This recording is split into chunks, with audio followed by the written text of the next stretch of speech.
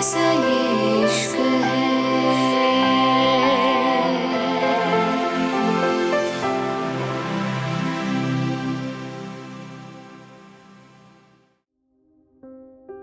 Mumbai club.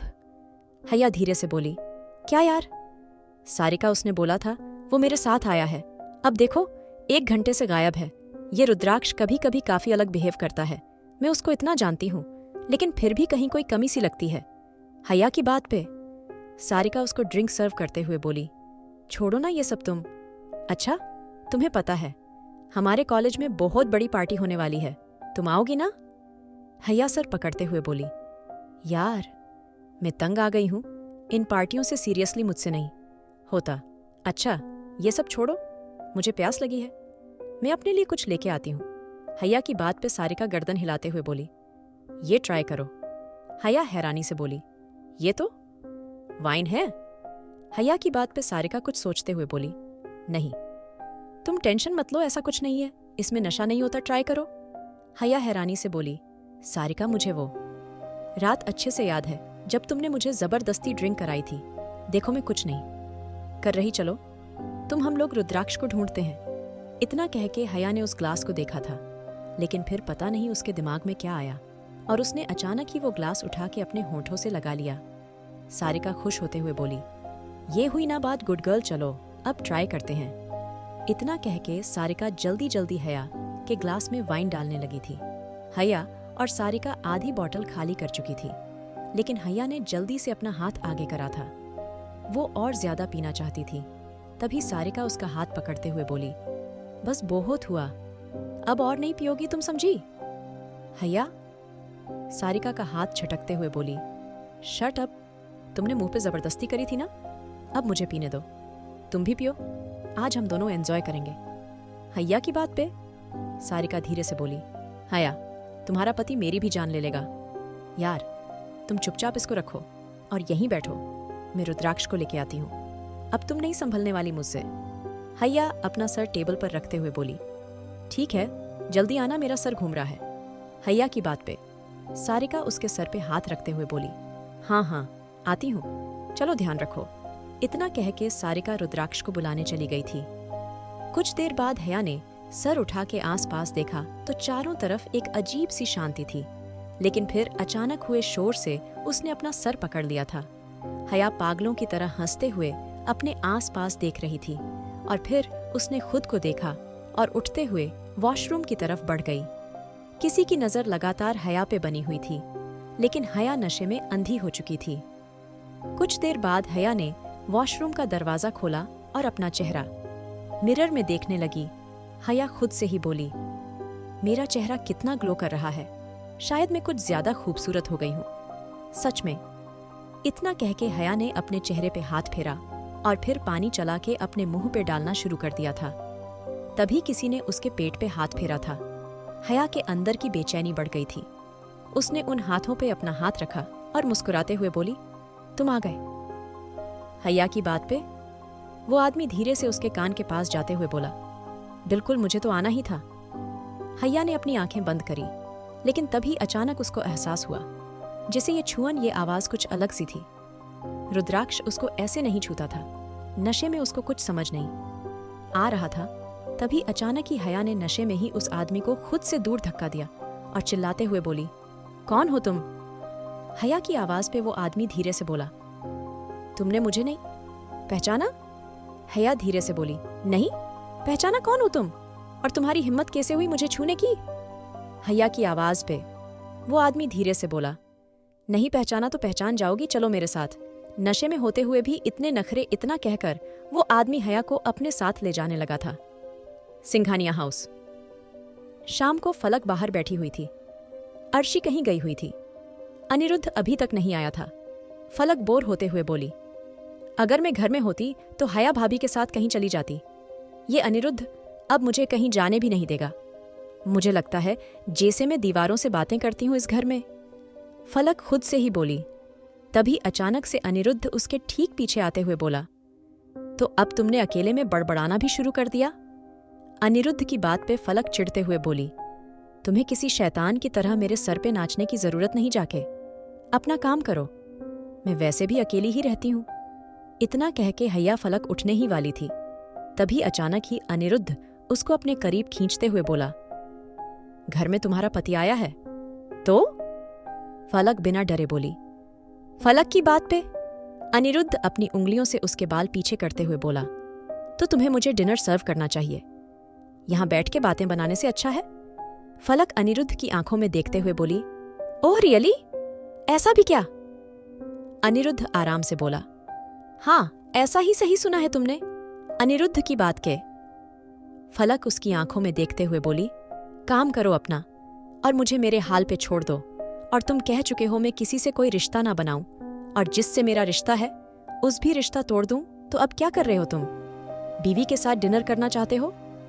Anirudh फलक की कमर में अपने हाथ घुमाते हुए बोला, अब जिसकी बीवी इतनी खूबसूरत हो तो मुझे लगता है उसके साथ डिनर करने में कोई शर्म नहीं करना चाहिए। फलक को लगातार झटके लग रहे थे, तभी अनिरुद्ध धीरे से बोला, मैंने खाना बाहर से ऑर्डर किया है, मुझे तुमसे कुछ जरूरी बात करनी है, और हम डिनर भी साथ करेंगे, तो तुम भी रेडी हो जाओ। फलक हैरानी से बोली, इसको हो क्या गया है? कुछ ज्यादा ही अजीब बिहेव कर रहा है या? फलक के गहरी सांस ली और अनिरुद्ध के पीछे चली। कुछ देर बाद फलक और अनिरुद्ध आमने सामने बैठे थे। फलक को अभी भी लग रहा था ये अनिरुद्ध की कोई चाल है, वरना वो एकदम इतना मीठा कैसे बन जाता। यही सोच के फलक गहरी नजरों से अनिरुद्ध को देख रही थी। अनिरुद्ध उसको खाना सर्व करते हुए बोला, मुझे देखने से पेट भर जाएगा तुम्हारा? फलक धीरे से बोली, तुम मेरे साथ इतना अच्छा बिहेव कैसे कर रहे हो? मेरा मतलब है तुम्हें तो मुझसे कितनी नफरत है ना, तो अचानक ये प्यार की बारिश क्यों कर रहे हो?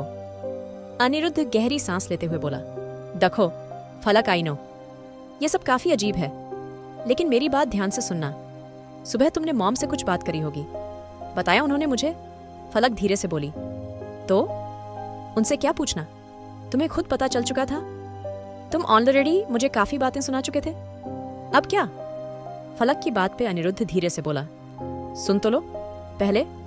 फलक धीरे से बोली, ठीक है तो? अनिरुद्ध धीरे से बोला, तो आज सुबह जब मैं ऑफिस जा रहा था तो मॉम ने मुझसे कुछ जरूरी बात करी थी। फलक खाना खाते हुए बोली, अच्छा क्या बात करी थी?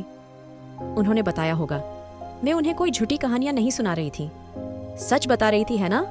और तुमने यकीन कर लिया होगा। फलक अनिरुद्ध का मजाक बनाते हुए बोली।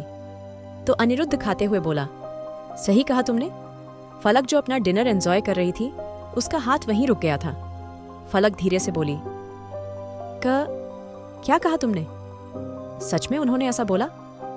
अनिरुद्ध गहरी सांस लेकर बोला, फलक देखो, मैं जानता हूं हमारी शादी कैसे हुई है और मैंने कैसे तुम्हें फोर्स किया था, लेकिन मेरा इरादा तुम्हारे साथ कभी कुछ गलत करने का था ही नहीं। मैंने सोचा था शायद इलिये से शेखावत परिवार को तकलीफ होगी और वो कोई गलत कदम उठाएंगे, लेकिन उन्होंने तुम्हारी खुशी के लिए शादी को मना नहीं करा।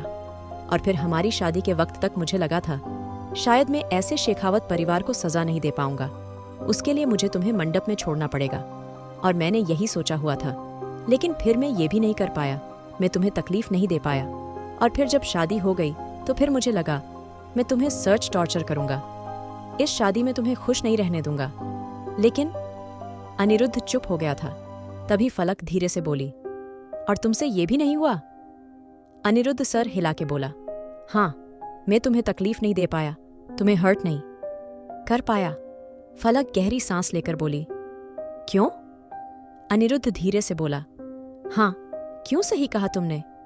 ये क्यों मुझे समझ नहीं आया, और बहुत सोच के ये जवाब ही मैं आज तुम्हें देने आया हूं। आखिर क्या करना चाहता है अनिरुद्ध? सच में उसके दिल में आया है कुछ, या ये है सिर्फ अनिरुद्ध की चाल? मुंबई, सिंघानिया हाउस। फलक हैरानी से बोली, क्या बोल रहे हो? होश में हो? आज अनिरुद्ध सिंघानिया मुझसे इतना अच्छे से कैसे बात कर रहा है? फलक की बात पे अनिरुद्ध उसका हाथ पकड़ते हुए बोला, मुझे मॉम ने बताया रुद्राक्ष से मेरी बहन की शादी होने वाली थी और कैसे तुम्हारी फैमिली ने मना कर दिया था। फलक हैरानी से बोली, व्हाट? अनिरुद्ध कुछ सोचते हुए बोला, बात यह भी नहीं है, तुम नहीं जानती, शुरू से ही दोनों परिवारों के बीच काफी दुश्मनी रही है। जब मैं छोटा था तब से ही डैड हमेशा शेखावत परिवार से चिढ़ते थे। इसकी सबसे बड़ी वजह शायद हमारा बिजनेस थी, लेकिन मेरी मॉम मन्नत आंटी की बेस्ट फ्रेंड थी, तो दोनों परिवारों के बीच की दूरियां काफी हद तक कम होने लगी थीं। और फिर एक दिन मन्नत आंटी ने बोला, रुद्राक्ष सिंघानिया का दामाद बनेगा, लेकिन शायद उन्होंने इस बारे में रुद्राक्ष से बात नहीं करी थी। और फिर जैसा हमने सोचा था वही हुआ, रुद्राक्ष ने मना कर दिया। और तुम अच्छे से जानती हो अपने भाई को, अगर वो किसी बात की जिद कर ले तो वो उससे पीछे नहीं हटता। फलक धीरे से बोली, तो भाई ने मना कर दिया, इस वजह से दोनों परिवार के रिश्ते में दरार आ गई। फलक की बात पे अनिरुद्ध धीरे से बोला, नहीं, उसकी एक और वजह थी। डेड जो पहले से ही शेखावत परिवार से नफरत करते थे, अब उन्हें एक और बहाना मिल गया।